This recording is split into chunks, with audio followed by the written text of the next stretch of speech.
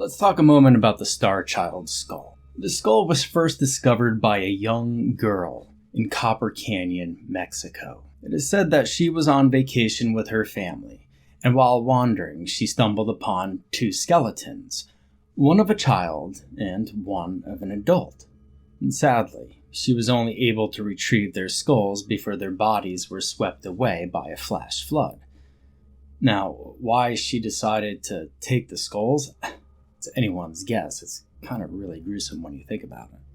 There was something particularly odd about the skull of the child.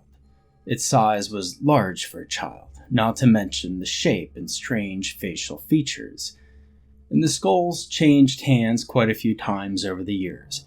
And finally, in 1998, they were given to Ray and Melanie Young, who approached Lloyd Pye, a paranormal expert and author. Now, Melanie was a neonatal nurse, and she was convinced that the shape of the child's skull could not be the result of ordinary genetic deformities or diseases, and she reached out to Pye hoping to find some answers. And upon initial contact, Pye thought the skull shape seemed odd. However, a closer observation convinced him that he had stumbled upon a human extraterrestrial hybrid. And Pye spent the last 15 years of his life examining and investigating the skull. In time, the skull became known as the Starchild Skull, and Pye came up with otherworldly origins. It was then after Melanie contacted Pye that they founded the TSP, the Starchild Project, in 1999, and they began looking into the origins of the skull. And the project was spearheaded by Pye, and after a few tests, they found out a great deal about the skull. The skull's cranial capacity was surprisingly larger than the average adult's, and they concluded that the child must have had an enormous brain. And a close observation of the skull revealed that the child was around 5 at the time of its death. And the 2 frontal sinuses were absent, and the sex of the child raised a few issues. Now, I'm not going to go into just all the scientists and name all the research centers because, quite honestly, I think it would be pretty boring. So I'm going to skip out on a lot of name dropping here. I have the research in front of me, but do you really want to listen to that? I don't think so. But I will say this one. The Bureau of Legal Dentistry Laboratory carried out the first DNA testing, and they were able to obtain nuclear DNA that revealed that the child was indeed a male. And the result of these tests were set aside by Pye on the grounds that they were contaminated and inaccurate. Now, another trusted lab performed another series of tests, and it actually backed up the conclusion of the first lab. The eye sockets were shallow and narrow. They looked like they were pressed together. The back of the skull was flat, and the optic nerve canals were situated towards the back of the skull and not towards the back. The inner ears were much larger than that of the average 5-year-old, and the ear holes were positioned much lower than expected. All of these oddities were found after examining the skull. And so it would be putting it lightly if the skull appeared anomalous. It's definitely strange.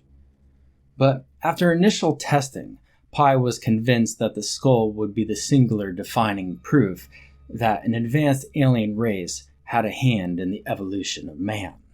Now, in 2010, another DNA analysis was carried out by the National Institute of Health, and the results showed that 265 basic pairs of protein sequences could be matched with the database, and another 342 protein sequences could not. In fact, they weren't even in the database at all. And this means that the Starchild is at least part human, and the other half, however, does not belong to any species on Earth. Could this mean that Pye was right? Was the Starchild really an offspring of the cosmos? And the answer at this point is indecisive. Further research needed to be carried out. The origin of the skull was absolutely a mystery.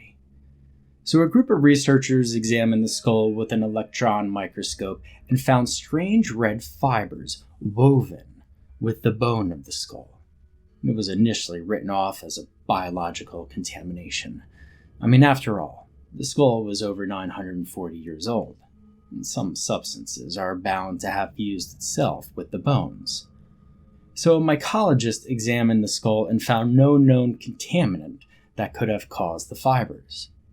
Maybe Pi was actually onto something. The fibers were caused by no known disease or substance. Maybe half alien hybrids really do live among us. And Pi hypothesized that the size of the skull's inner ear could mean that the Starchild is far more developed.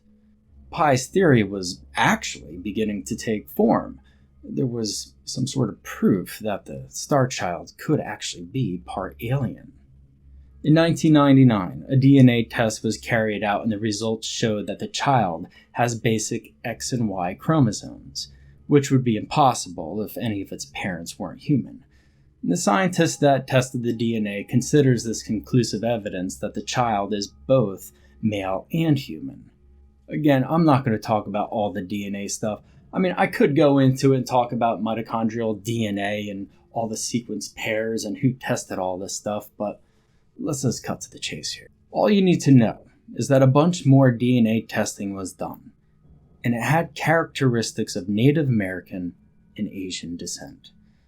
With the ancestry of the child confirmed, the child is no doubt human. And so the findings of trace genetics completely debunked Pi's theory. However, this did not stop him. Until his death in 2013, he pursued his theories about the skull with the TSP. As definitive as the DNA evidence was, it did not explain a great deal about the skull.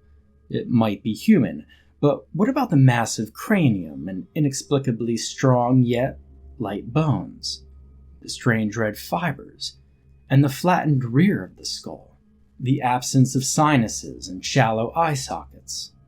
Now, the experts believe that the child was afflicted with a plethora of diseases. They believe that the child was afflicted by a combination of genetic deformities and deadly diseases. Unfortunately, the DNA sample recovered from the skull is not viable enough to be tested for genetic diseases. And they thought that the massive cranial capacity is said to have been caused by hydrocephaly, side effect of a condition that fills the skull with cranial fluid and causes the brain to swell, and thereby increasing the overall size of the brain. And the swelling of the brain would have applied pressure on the skull and pushed the weakest points of the skull, which is the suture lines, where the plates of the skull meet, and it would have pushed them outwards. However, there are no visible signs of internal pressure. This means the child was not afflicted with hydrocephaly. So what exactly could have caused the skull to grow that big? The flattened rear of the skull is said to have caused by manual manipulation via cradle boarding or flat head syndrome. I mean, after all, the child lived 900 years ago, so he might have grown up in a tribe that practiced cradle boarding. And if you don't know what cradle boarding is a practice that manually flattens the rear of the child's skull by pressing it against a flat board. And the effects of cradle boarding are usually symmetrical and not substantial enough to cause a child's skull to flatten to that degree. Now, another theory is that the child was immobile during his life. This child might have suffered from flat head syndrome and had to lay on his back for most, if not all, of his life. And this would explain the balloon-like skull. However, some experts believe that the angle is all wrong. The experts have observed that cradle boarding or flathead syndrome could not flatten the skull to that degree. The child's head would have to be flattened at an angle so steep that the chin would have been tilted so far into his chest that he would have suffocated. All oddities present in the Starchild skull that are so unique and anomalous that modern science can't provide clear answers. So perhaps Pi was right. Maybe the child is part human, part alien, is a hybrid, a navigator of the cosmos. But the DNA never lies, and this makes the child painfully human. Maybe the child was affected by a disease or phenomenon that is no longer present in the modern world, and that would explain the number of diseases and genetic deformities that are said to plague him. The only fact that is definitive is that the child is human, but maybe mixed with something else. The inexplicable oddities and the unidentified genes cannot be ignored. The Starchild is not an alien-human hybrid. It's not human. It's something else entirely.